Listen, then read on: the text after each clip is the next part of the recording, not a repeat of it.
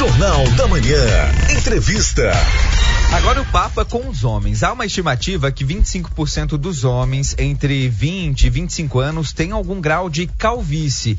E será que essa calvície precoce entre jovens é motivo de alerta? Para ampliar esse assunto, a gente está recebendo aqui no estúdio do Jornal da Manhã o médico cirurgião capilar Mohamed Najmedini. Falei certo, doutor Mohamed? Mohamed ou Mohamed? Bom dia. Bom dia. Mohamed. Na verdade, os dois estão certos, mas estou mais acostumado com Mohamed Najmedini. Najmedini. Meu Deus, trava-língua lá logo cedo já. Hoje a gente tem uma personalidade internacional aqui, nossa convidada. Doutor, alguns homens, né, principalmente os mais novos, estão sofrendo com essa calvície precoce, né? A gente tem um motivo específico, várias causas envolvidas. Como é que dá pra gente começar esse nosso bate-papo? Então, a principal a gente sabe que é a alopecia androgenética masculina, que é devida à herança genética, né? Cunho hereditário, então... Parte disso é genético? A maior parte é genética, né? Mas 90% hoje dá para se dizer que vem de herança genética, do pai, do avô, enfim, né? De algum parente. E, claro, existem outras causas externas também, né? Estresse, ajuda? Estresse, com certeza, má alimentação, tabagismo, né? Muito uso de boné. Muito uso de boné pode interferir, na verdade. Não é ele que vai levar a calvície, né? Pode ser um agravante. O uso excessivo, justamente, ele pode ser um agravante porque vai ficar muito abafado o couro cabeludo, pode predispor a ter caspa, né? Aquela dermatite seborreica que a gente chama, e com isso pode acelerar, sim, o processo de queda do cabelo. O mesmo grau de calvície para o homem é para a mulher?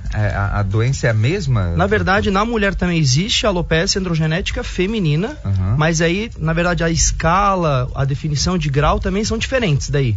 Mas a gente sabe que também a mulher também tem essa questão da herança genética também, que faz parte de uma das principais causas também de queda de cabelo. É menor, sim. É muito menor mulheres, comparado ao homem, com certeza. Nem se compara com a mulher também pode fazer um tratamento desse? Mulheres fazem tratamentos tanto clínicos e tem procurado cada vez mais o transplante, que a gente vai falar logo mais, né? Ô doutor, e como é que faz? Assim, o jovem começa a sentir a perda do cabelo, ele percebe aberturas Justamente. É sempre aquela aberturinha tradicional, doutor, que todo mundo fala as entradas, né?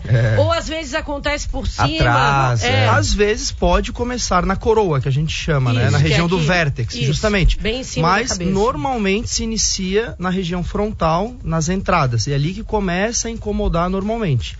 E aí onde o jovem começa a se preocupar, né? Cada vez mais cedo, né, com essa questão realmente, né, da vaidade, estética, mas trabalho. A calvície, ela não traz impacto negativo para a saúde, é uma questão mais de estética, doutor? Teoricamente, uma questão mais de estética mesmo, né? Não tem nenhum problema relacionado à saúde em si, só se ele tiver algum fator que levou essa queda, como eu falei, né, relacionado à má alimentação, alguma coisa do tipo.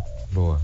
E tratamento? Hoje a gente tem tratamentos, né, capilares, com o uso da tecnologia que está avançadíssimo, né, doutor? Cada vez mais, seja ele clínico, tratamento, né, oral, tópico, medicação de tomar ou de passar, né, no couro cabeludo, ou até partindo para a cirurgia em si mesmo, que seria, né, o transplante capilar. Que é o seu caso, o senhor é médico cirurgião. Trabalho com transplante capilar aqui na capital. E como funciona, doutor? Tem idade mínima? Mohamed? Olha, hoje a gente pode dizer que já não existe mais aquela questão da idade mínima e idade máxima, né? O pessoal sempre pergunta, essa é uma pergunta muito frequente, o pessoal pergunta, né? Então, hoje, a partir do momento que tu começar a se incomodar com a sua calvície, né, com a sua queda de cabelo, é o momento de começar a tratar, esse é o ponto principal, é iniciar o tratamento para bloquear aquela queda, para parar de avançar a queda de cabelo. Então já não é de cara para um transplante capilar. Tem que analisar alguns fatores,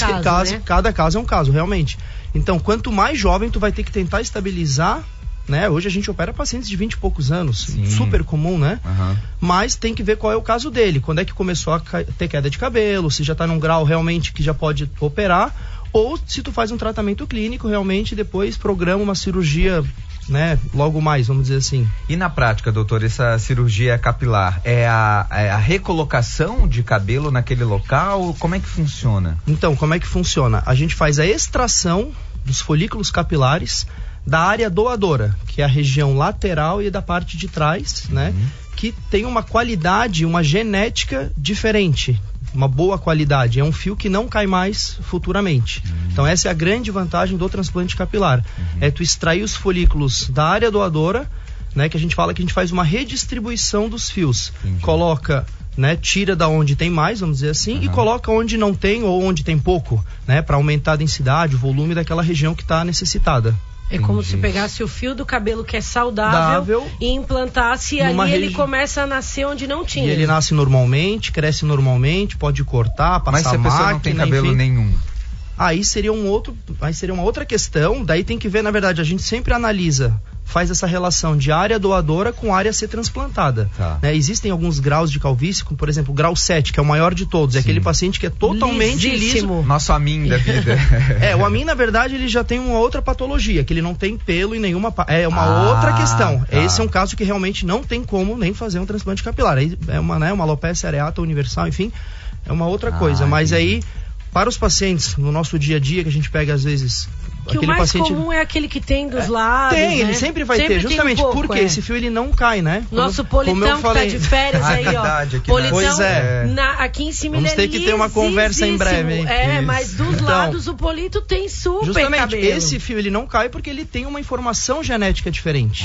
Então é dali que vocês tiram dali que a gente tira, coloca na região necessitada, seja na frente, no meio, atrás, enfim, para, né, Doutor, e quanto tempo leva esse tratamento todo, assim?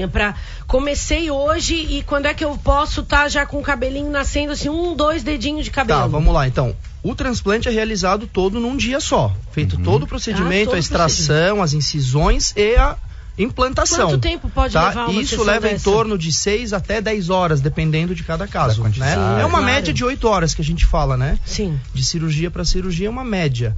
Então, o que vai acontecer inicialmente? O fio transplantado, ele vai ter um processo de queda no começo, tá? Sim. Então, dentro do primeiro mês ele vai cair. Sim. Depois de 2, 3 meses é que ele começa a crescer. Então, para ter uma certa altura, como você falou, de comprimento, vai levar uns 4 meses para ter 1 centímetro. Porque o nosso fio ele cresce de 1 centímetro a 1,5 centímetro por mês. Sim. Então, para ter esse comprimento, vai levar em torno de 4, 5 meses. E a gente sabe que o processo final mesmo, o resultado, ele vai se dar em 12 meses, até 18 meses, dependendo do caso.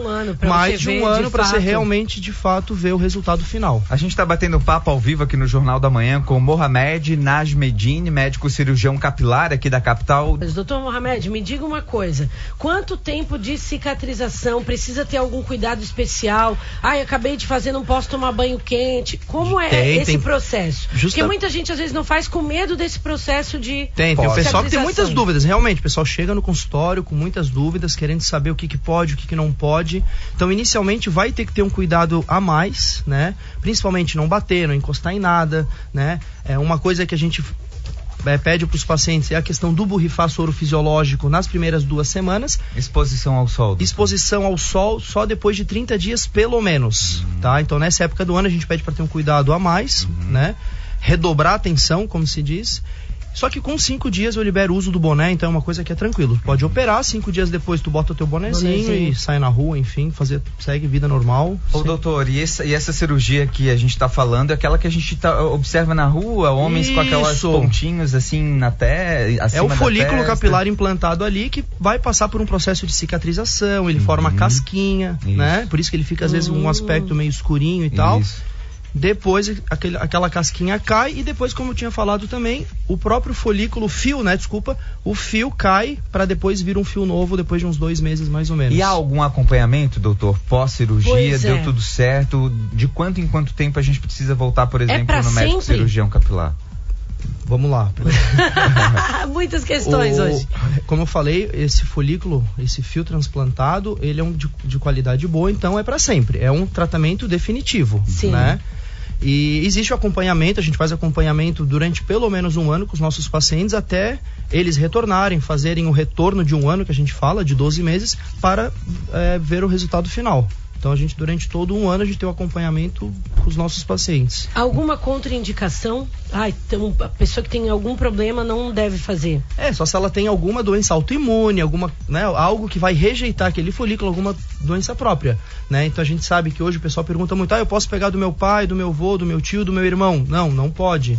Essa é uma questão importante, justamente, tem que ser do próprio paciente, né? O folículo tem que ser extraído do próprio paciente, que a gente chama de um transplante autólogo, né? É do paciente para ele mesmo. Ele é o próprio doador. O doutor, esse crescimento, né, pela cirurgia capilar, a gente observa o que nos últimos 5 anos tem dado esse boom, a procura tem principalmente. Na verdade, a questão, a acessibilidade ao tratamento ficou, né, muito mais fácil. Antes o pessoal viajava pro exterior, fazer fora e tal.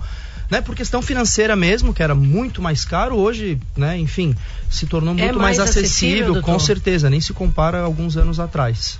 Bacana. Hoje recebemos aqui no estúdio do Jornal da Manhã o médico cirurgião capilar Mohamed Najmedine, falando um pouquinho mais sobre a calvície precoce entre os jovens e também a questão desse tipo de cirurgia que está em alta, né? Principalmente entre essa gurizada mais jovem. Doutor, obrigado, bom fim de ano para você. Eu que agradeço, muito obrigado. Feliz ano novo também para vocês. A gente agradece muito a tua visita.